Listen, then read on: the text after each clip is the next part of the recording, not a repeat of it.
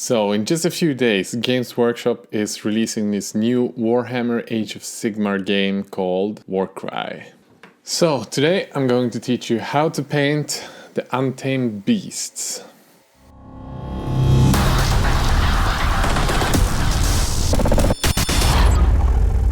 So welcome back, I'm Emil and this is Squidmar Miniatures. Today I've got the Untamed Beasts champion that I just painted up the other day. I was lucky enough to get the demo model from my friendly local gaming store, Fantasia. I put the link to their store in the description down below. And if you're in Europe, they have all things Warhammer and hobby, so just check out Fantasia in the description down below. So this is their demo model, and this is a fantastic sculpt. And today I'm going to show you a lot of techniques that you haven't seen before. So if there's any video about painting a model where I think you can learn a lot, this might be the one, because we do wet blending, we do skin, we do fur, I talk about painting bones, so there's a lot of things to unpack here. So the video is going to be a bit longer than usual, but as I said, you're probably gonna want to watch the whole video even if you're not painting this exact warbands. But before we start, a huge shout out to everyone who commented on the previous videos. There's been so much love going on the last few weeks, and I just can't thank you enough for that. It's just so rewarding to do this when I get all these wonderful comments from you guys. If you want to support me even more, if you ever buy something on Amazon, I have these Amazon affiliate account links, again, in the description.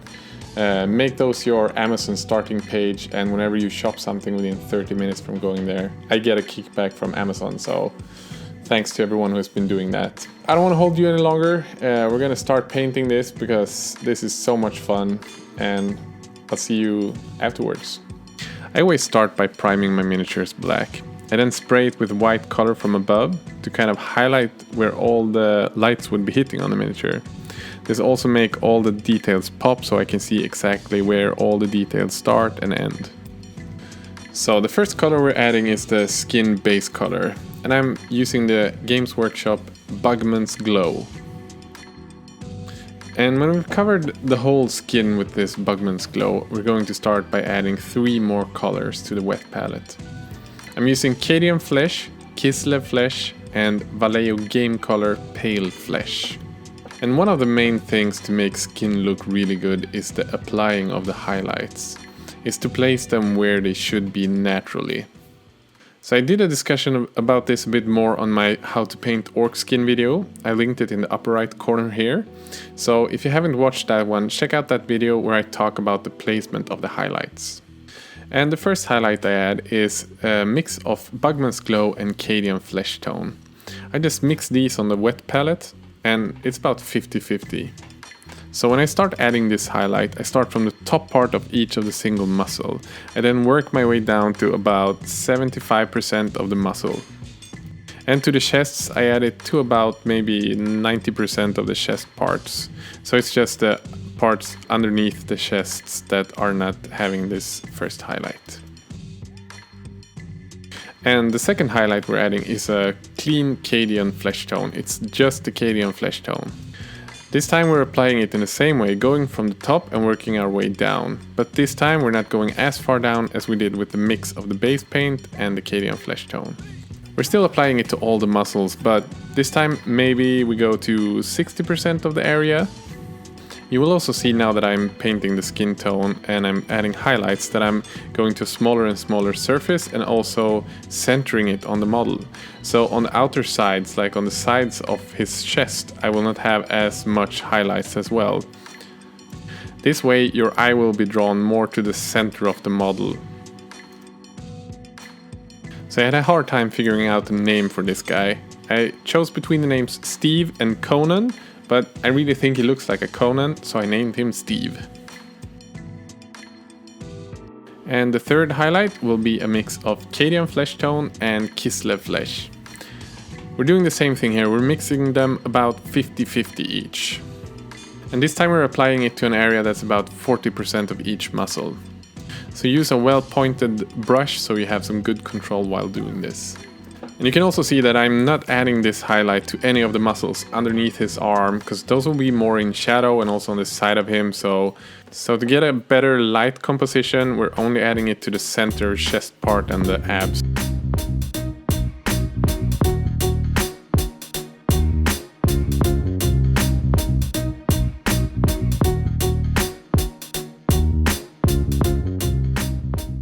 And I shouldn't be talking too much because now I've also started adding the 4th highlight, which is a clean Kislev flesh. And I just apply this to smaller and smaller surface. And it's time for the 5th highlight, and once again we're adding the brighter color, mixing it 50-50 with the one we had before. Kislev flesh and pale flesh. And now we're using such a small surface, it's about 20% of the muscle area, and just centering it more and more towards the center of the chest. And the smaller surface area that I'm painting, I tend to go more towards stippling instead of drawing the brush. This way I feel like I get more control. And once this pale flesh, Kislev flesh mix is added, I'm starting with the final highlight, which is just a clean pale flesh. And this one is more just like a top line, adding to like 10% of the muscle areas. Just like the final top, just to give that extra highlight punch. And if you're not painting for a painting competition, there's a lot of things you can do to speed up your process. The most important things on a miniature is the base, the skin tone and the face of course, and the weapons. So now that we're not painting any of those parts, we're going to do a speed process just to finish things in a faster manner so you can get on to playing with these miniatures as fast as possible. So for all the leather parts I'm using contrast paints. The first one I'm using on the weapon and on his chest leathery part is Goregrunta fur. And on his arms I'm doing Snakebite leather. So instead of having to shade, highlight and mid-tone with these details, I'm just adding the contrast paints and it's going to look amazing because the most important things are popping and these details look way good enough and they're just complementing the most important parts. And the quilt covering his junk I'm painting with Cygor brown. This one was a bit dark, so I just added an edge highlight while the contrast paint was still wet using the pale flesh I had on my wet palette. But you can use any brighter color, just adding this while the contrast is wet. We're now adding the metal to the miniatures. This time we're doing a true metallic metal. I'm using the Vallejo metal colors, gunmetal gray and silver.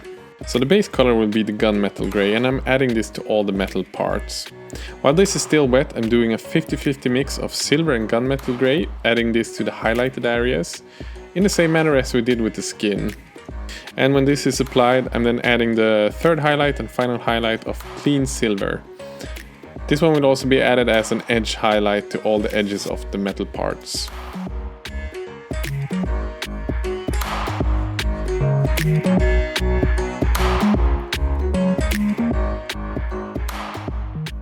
And now I'm going to teach you 3 different ways you can paint bone.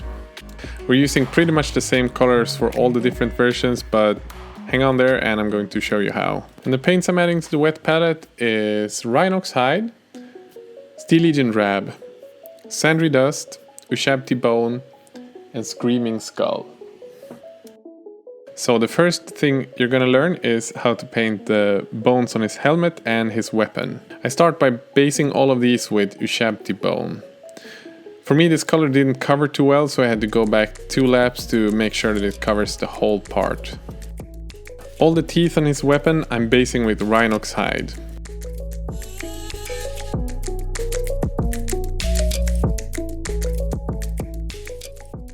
And the bone part on his right arm and legs I'm painting with Steel Legion Drab as the base color. And underneath his right arm I added some of the Rhinox hide as well to make it look more like it's in shade.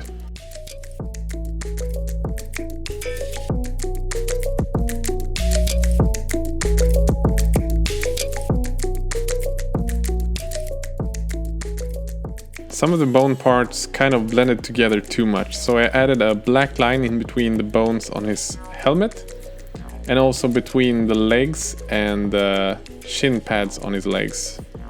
This way I got a little bit better separation between the skin and the bone parts.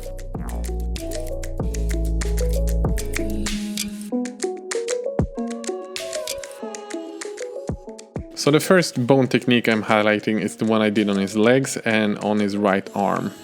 So I start by just adding highlights to the upper part of the bone, not caring so much of what's underneath, just the upper parts and the edges. Start by adding some Sandry Dust and then going up to Ushabti Bone and finally adding a little bit of the Screaming Skull.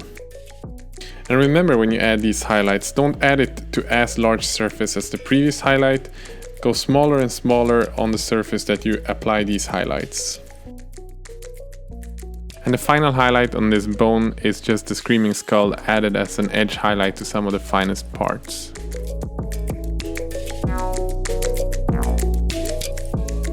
And to highlight the top horns on his helmet and the teeth on his weapon, we're adding Mournfang Brown and Scrag Brown to the wet palette.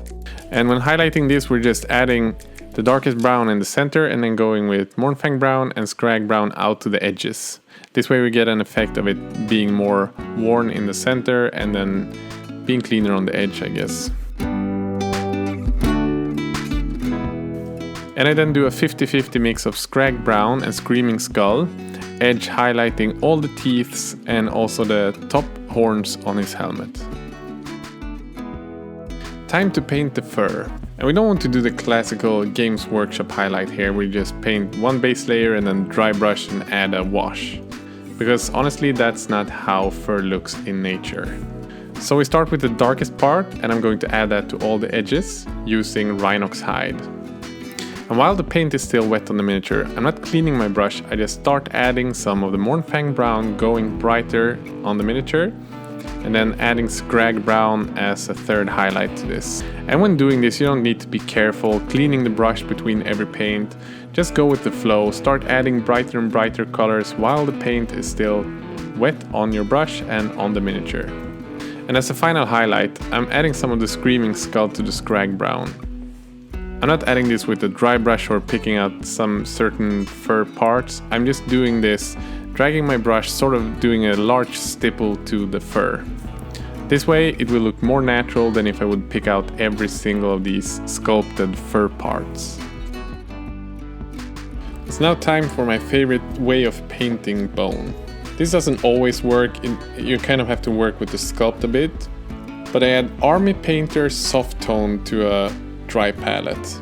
This color is kind of thin, so I start by adding one layer and then making sure that it dries properly. And this is very important, because if you don't let it dry, it's going to look spotty and really weird. When it's dry, I just keep adding more and more layers to this until I reach a dark brown feel to the bone parts. And if you need to, you can add just a small tiny highlight, like edge highlighting with Screaming Skull if you like. But to be honest, I think this looks really natural and good just as it is. So I stippled some rust on some of the metal parts, but I'm not going to talk about that now. It's time to do the back of his cloak. So I'm doing a wet blend once again, just adding colors to the wet palette, starting with Rhinox hide, going to Death World Forest, and highlighting with Elysian Green.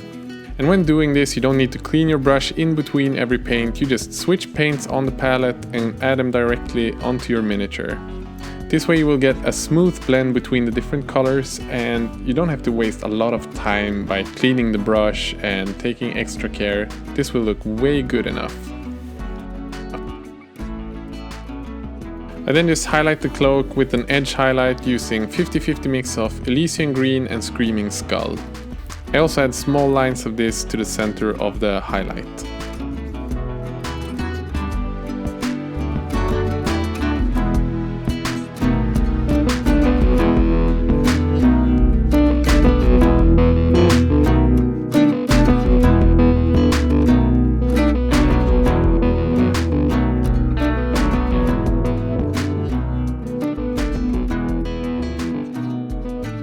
We're really close to being done now. We're just gonna add some of the war paint on his skin. I'm using the Greenstuff World Intensity Ink Sanguinem Red. I'm just painting some small arrows on his chest and on his leg. And guess what? We're done with the miniature, and it's a really nice level to this one. But it's still a semi-fast process. You can easily do this in an evening if you have time. Even when people pick it up or you watch a photograph of it really close up, it's still looking really good. And the reason for that is because we spent time on the most important things. And if you want to know how I did the base, in a few weeks I'm going to post a video. It's just going to be a short tip video on how I did these desert bases. So, did you guys learn anything? Let me know in the comment section down below. There's a couple of more videos coming up for Warcry. I'm doing one of the Iron Golems and some of the creatures. There's also a lot of 40k videos in the works. There are a few weeks more away, but Space Wolves is one of them, and there's Death Guards as well. And hopefully I will be doing more base building, some more terrain as well, because I really like doing that. And there's been a lot of painting going on the last few weeks, but there's so many things that I want to do, so I'm just trying to go through all of it. So if you like this video, please hit the subscribe button on this side. And as I said, leave a comment if you have any questions or if you learned something, just let me know, whatever. And with that said, guys, thanks so much. Have a great day. Bye.